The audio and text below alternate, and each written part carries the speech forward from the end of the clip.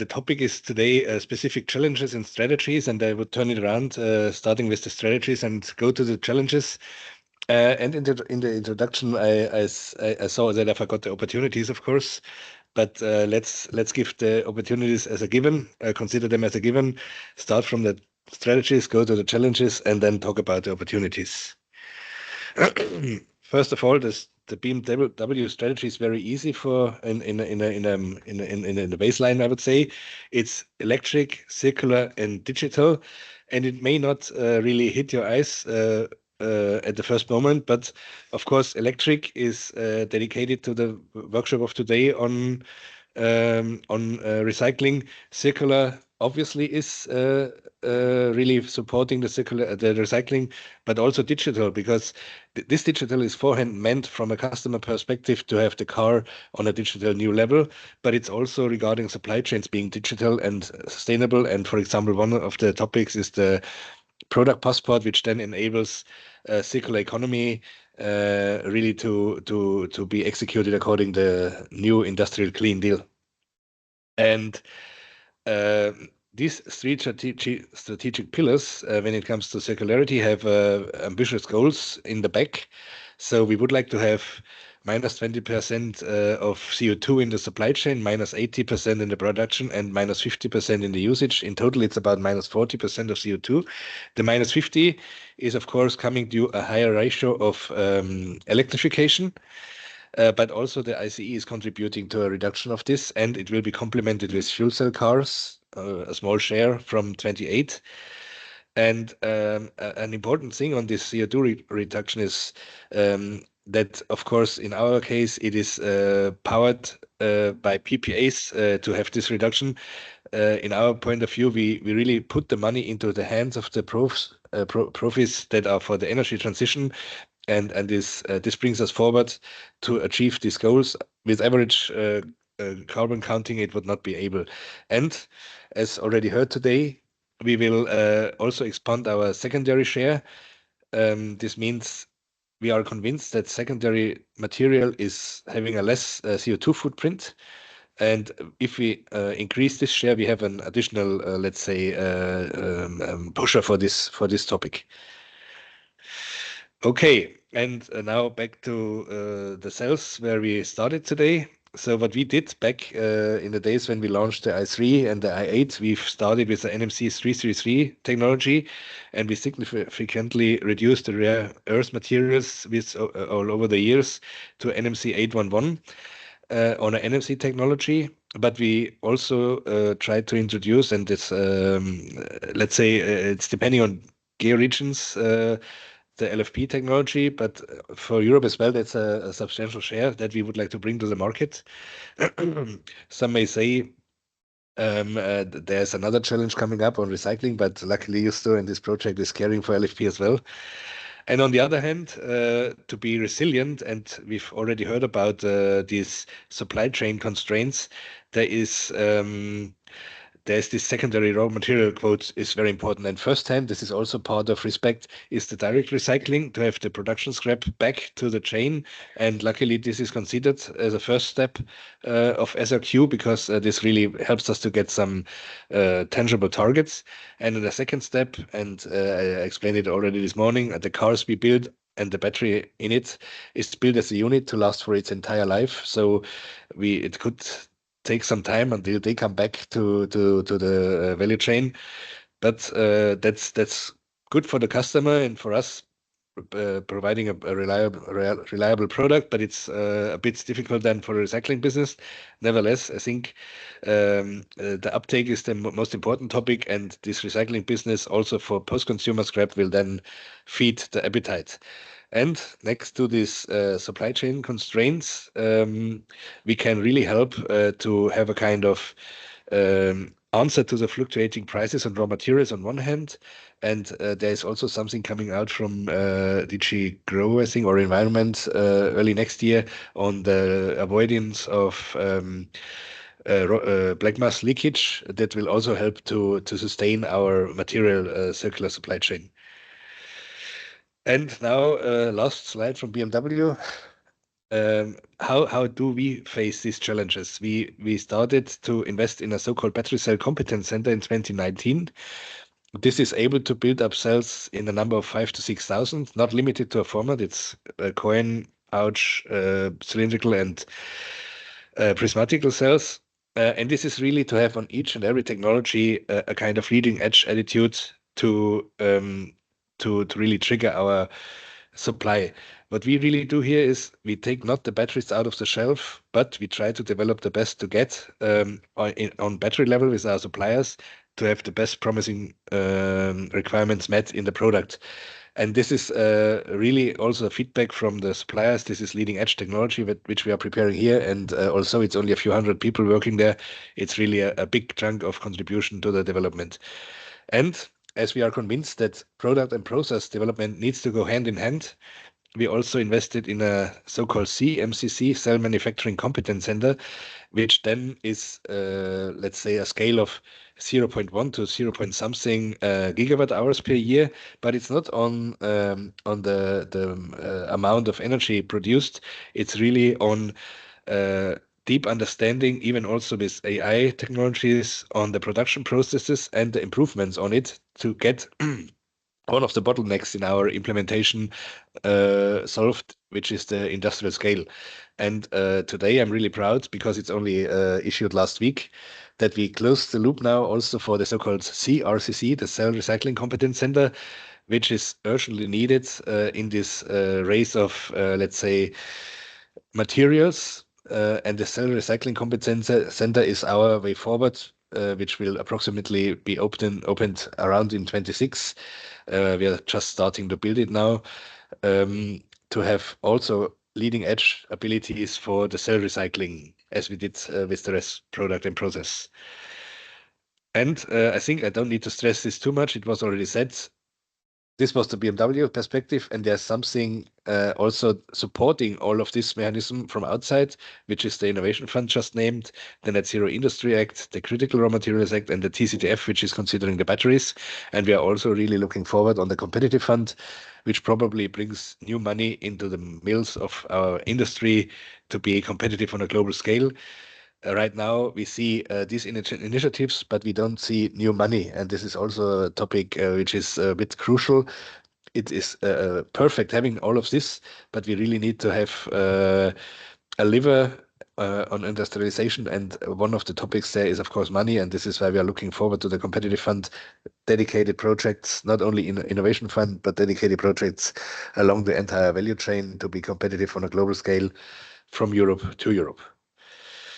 So now back to recycling. What are, from our point of view, the needs? It's not limited to the batteries, it's also for the powertrain itself, like the e-machines. We need a recycling infrastructure which is securing, on one hand, a high quality of recycling for the materials, but on the other hand, also high capacity. Because if you saw the numbers from Justo in the first presentation, we are talking about tons and tons of materials to be recycled. And so we need to have facilities being able to digest all of this, let's say end of life scrap in the end, but also not only digest, but in a high quality. The second thing is we need to have new shredding and milling technologies because the battery sizes, once you've the time to visit BMW, I can show you a battery, or maybe you've seen some of them already anywhere else. The size of a battery is not too small. It's a substantial part that needs to be shredded. This is one thing. But on the other hand, we need to have the right materials out. So it means the shredding needs to be as good that we get the materials in its best case out again. So it needs to be big, but it needs to be also very to the point to get the materials out. And the third topic is the energy used in this recycling process. We've already learned and probably known before that secondary materials have a smaller footprint compared to virgin ones. But if we make it happen that the recycling business is even more energy effective, this will help on top. It will also help the business case to be more beneficial, and energy costs, of course, will support this as well. For upstream, for example, we need 30 gigawatt hours to produce 1 gigawatt hour of cells. If we could reduce the cost of energy. That would extremely help already. And the same is then for the recycling process, because there are a lot of thermal and chemical processes which are driven by electric power, and therefore the energy costs, if they would be green and cheap, this is an enabler too for us as Europeans. And for the sorting process, it really needs also to be kind of supported with sensors or AI mechanisms to get a good quality of materials out.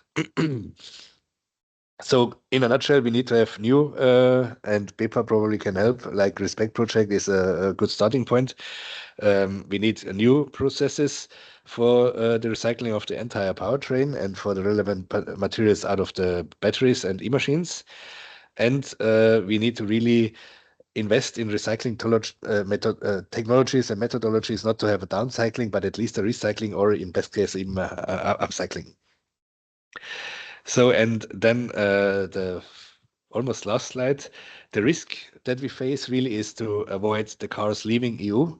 The second risk is to keep the black mass in the country and having the access to this. For the dismantling, we really need to have, let's say,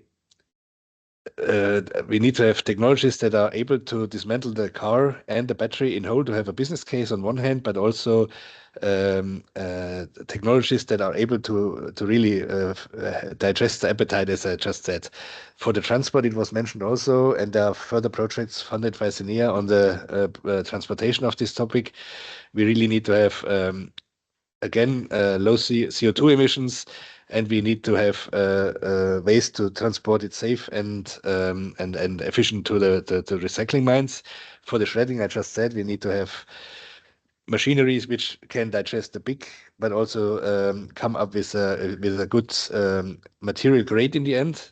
For the separation and sorting, we really need to say, how can we improve the quality of the materials coming out and being sorted? For the regain of materials, there are two steps. The one is, of course, utilizing the mechanical and the chemical steps, and in a more detailed, we really need to have new methods and processes to execute this recycling process for all of the materials, not limited to the lithium, nickel, and cobalt. And finally, as just said, we need to have the common goal, which is low energy costs, high energy efficiency, high quality of the processed materials, and of course, carbon footprint that is way lower than the virgin materials. And this is my summary already. Hopefully, it was not too boring. Our conviction is we really first need to import and then recycle, because we are not having the materials right now. And import could also mean, as in the Critical Materials Act, having Europe and France be extracting materials to come to Europe, and also emphasizing European mining. But we've seen as well that from a raw material found and until the day it's delivering, there are 17 years in between, and 12 of it are only permission.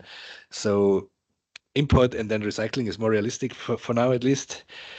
Then we need to have huge investments in the recycling facilities, and we are convinced that they are quite as high as the one for the upstream technology. Therefore, we are looking really also for the competitive fund. We need a strong need for R&D in recycling, which is Respect already executing today, but probably there's more to come in the future, even also after Horizon Europe.